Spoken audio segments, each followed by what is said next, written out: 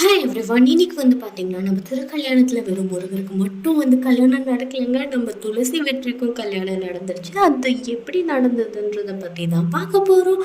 இந்த வீடியோ பிடிச்சிருந்தா லைக் பண்ணுங்க அண்ட் மறக்காம சப்ஸ்கிரைபும் பண்ணுங்க. வாங்க வீடியோக்குள்ள போலாம். அதாவது பார்த்தீங்கன்னா, நம்மளோட வெற்றி ரொம்ப அப்செட் ஆயிட்டே இருக்காரு. ஒரு வாட்டியும் படைப்பு ரேஞ்சில் போயிட்டு காதல் சொல்லும்போது ஒரு வாட்டியும் ஏதாவது ஒரு தடங்கல் யாராவது ஒருத்தர் குழப்பி விட்டுடுறாங்க. அதனால ரொம்ப கன்ஃபியூஷனாக கவலையாக இருக்கும்போது அவங்க அண்ணிக்கிட்ட தான் ஆஸ் யூஷுவல் அட்வைஸ் கேட்குறாங்க. அவங்களும் சரி இதுதான் சாக்குன்னு சொல்லிட்டு ஏற்றி ஏற்றி விட்டுட்ருக்காங்க.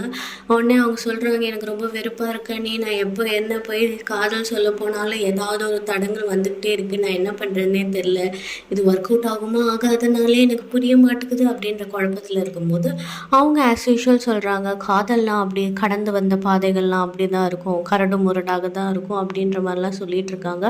உடனே இவர் அந்த அட்வைஸ் எல்லாம் கேட்டு பயங்கர உத்வேகமாயிட்டார். அதுக்கப்புறமா பயங்கரமாக யோசிக்கிறாரு, என்ன தான் பண்ணலாம், எப்படி பண்ணாலுமே நம்மளால் எதுவுமே பண்ண முடியல, இப்போ என்ன பண்ண போகிறோம் அப்படின்ற மாதிரி யோசிச்சுட்ருக்க டைமில் தான் அவருக்கு டக்குன்னு யோசனை வருது. காதல் சொன்னால் அதை ரிஜெக்ட் பண்ணாங்க தானே, நம்மளால் எதுவுமே பண்ண முடியாது, நம்ம ஏன் டைரெக்டாக தாலியே கட்டிட்டா எல்லா பிரச்சனையும் சால்வ் ஆகிடும்ன்ற மாதிரி யோசிக்கிறாரு. ஆனால் அதுக்கு அவர் ஒரு விதமான யோசிச்சுட்ருக்கார், நம்ம இப்படி பண்ணுறது தப்பாக கரெக்டாக அப்படின்ற மாதிரி யோசிக்கும் போது அவருக்கு தோணுது, துளசி முதல்ல என்ன சொன்னாங்க அப்படின்ற மாதிரி ஒரு ஒரு ரீகேப் போட்டு பார்த்துக்கிட்டு இருக்காரு. இந்த மாதிரி இந்த கல்யாணமே நான் குடும்பத்துக்காக தான் பண்ணிகிட்ருக்கேன் அப்படின்ற மாதிரி அவர் யோசிக்கிறாரு. அது ஒரு பாயிண்ட் அவருக்கு தெரிய வருது. அதுக்கப்புறமா பார்த்திங்கன்னா, தியா பாப்பா கண்டிப்பாக அந்த இன்னொருத்தர் அண்ணா நல்லா பார்த்துக்க மாட்டாருன்றதும் இவரால் உறுதிப்படுத்திக்க முடியுது.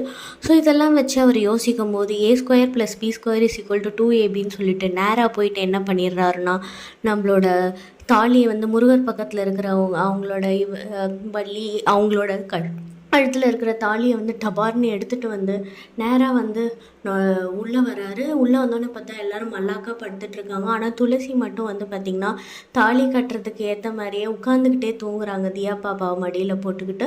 அப்போ என்ன ஆயிடுச்சுன்னா, சரி ஓகே அப்படின்ற மாதிரி அவர் அப்படியே பார்த்துட்ருக்காரு. டபார்னு தாலியை கட்டிட்டு டொகான்னு ஓடிடுறாரு. அப்போ ஓடிட்டுருக்கும் போது பார்த்திங்கன்னா ஒரு ஒரு ஒரு சாட்சி அங்கே பார்க்குது. அந்த சாட்சி வேறு யாரும் இல்லைங்க, நம்ம மகேஷ் செல்லக்குட்டி தான். எட்டி எட்டி பார்த்துட்டு இங்கே ஏதோ ஒரு கல்யாணம் நடக்குதுன்ற மாதிரி யோசிச்சுட்டு போயிடுறாரு. ஸோ அவர் இப்போதைக்கு பார்த்திங்கன்னா நம்ம குருக்கள் சாட்சியாக இல்லை மகேஷ் சாட்சியாக அந்த கல்யாணமும் நடந்து முடிஞ்சிருது. ஸோ இதுக்கப்புறம் அடுத்தடுத்து என்னென்ன நடக்க போகுதுன்றதையும் நம்ம அப்கமிங் எபிசோட்ஸில் பார்க்கலாம். இந்த வீடியோ பிடிச்சிருந்தா லைக் பண்ணி மறக்காமல் அந்த சப்ஸ்கிரிப்ஷன் பட்டன் அமுத்திட்டிங்கன்னா நான் ரொம்ப சந்தோஷப்பட்டேன். தேங்க்யூ ஃபார் வாட்சிங்.